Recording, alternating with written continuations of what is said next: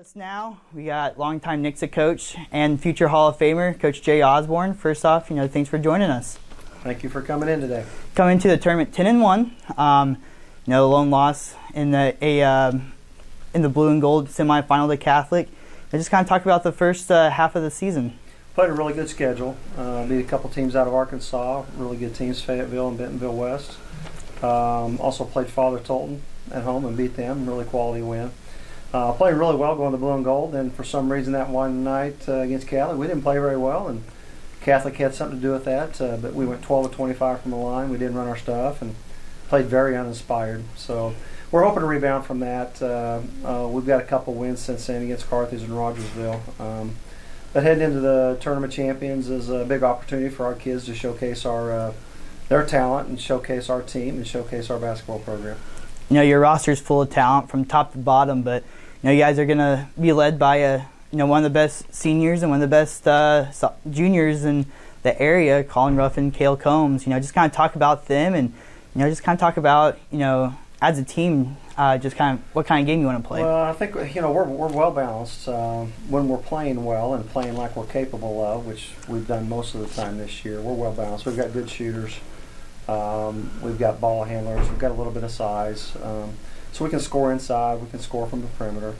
When we decide to guard people and get our help rotation and our when we're help side defense, we're pretty good on one end of the floor too. So, but most kids today, they like to play offense, and we're no different. We like to run and shoot it and feel good about ourselves when the shots go in.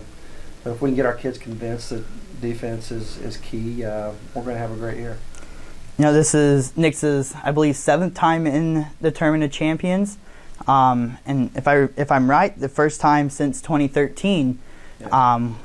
With a squad that has a couple of Southwest Missouri basketball legends and Jalen Norman and Austin Reuter and Jacob. Just kind of talk about just kind of talk about that experience in 2013. 2013 was a good year. We had two outstanding players in Jalen Norman and Austin Reuter, like you mentioned. But first round we played Bullitt East out of Louisville, Kentucky. They had a really good team. They had a guard that started at Bellarmine, I think, for about 4 years. Had another kid that played it, ended up being a really impact player for Kentucky. I think his name was Wilson, if I do remember right. But Derek Willis. Willis, there you go. I'm sorry. Yeah, Willis. Yeah, really good player. That was just a great win for us, and we pretty much led the whole game, if I remember right. But also in that game, we lost Jalen Norman. He tore his MCL in probably the first minute of the third quarter. We went on to win the game and stretch the lead without him, but we missed him for the rest of the year. He came back right at the districts, but wasn't full speed. So it was kind of bittersweet. It was nice to move right and play in the TSC. Got to play Montverde, the #1 team in the country, in the semis that next night. Played on national TV.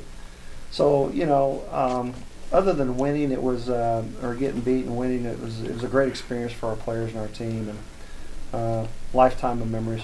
Going back, that Montverde team had a couple of guys that's still playing in the league, and Dakari Johnson and D'Angelo Russell. Had some dudes. Russell didn't play that year. He was the year after, the 2 years after. But he was soon to be there. No, they had some dudes that can play. Yeah. So just kind of talk about just how big of an honor is it for not just for the basketball program, but for the entire school to be a part of this year's tournament. It means that you're looked at as one of the best teams in the area. So that's an honor and a privilege. But we'll go over and do our best. I think we'll put on a good show. I know our kids will play hard. I know they'll play with some passion and some poise. And if we get a few breaks and get the ball to fall in the hole a few times and get some stops, we'll be able to compete. We'll be okay. So, being a local squad, I already talked with Colin and Cale. They've been coming to this tournament for, they were saying 7, 8, 9 years now. And now they get to play in it. Just how cool is it for these kids that get the opportunity to play in a tournament like this? Yeah, it's really neat. And the thing about it, and I don't think they quite realize this. I'm sure they will when they get over there and get exposed to it. But, there's going to be 9, 10, 11,000 people in the stands. So those people are going to be watching closely. Most of them are have a good basketball knowledge. Most of them understand the game. Some of them won't, but most of them will. So we'll be critiqued over there. There's no doubt about it, but it's the way it should be. I'm just excited for our players and our team and our program. It's a staple of our community to where we've come with this program, and feel good about it. And I feel good about our team, and we get a couple good days of practice here and get prepped. I think we'll be okay. So, we already talked about, you've already been in this position coaching your team into the Tournament of Champions a few times already, but just kind of talk about, what's your favorite part of the experience as a coach? My favorite part is watching our kids have to play to a higher level.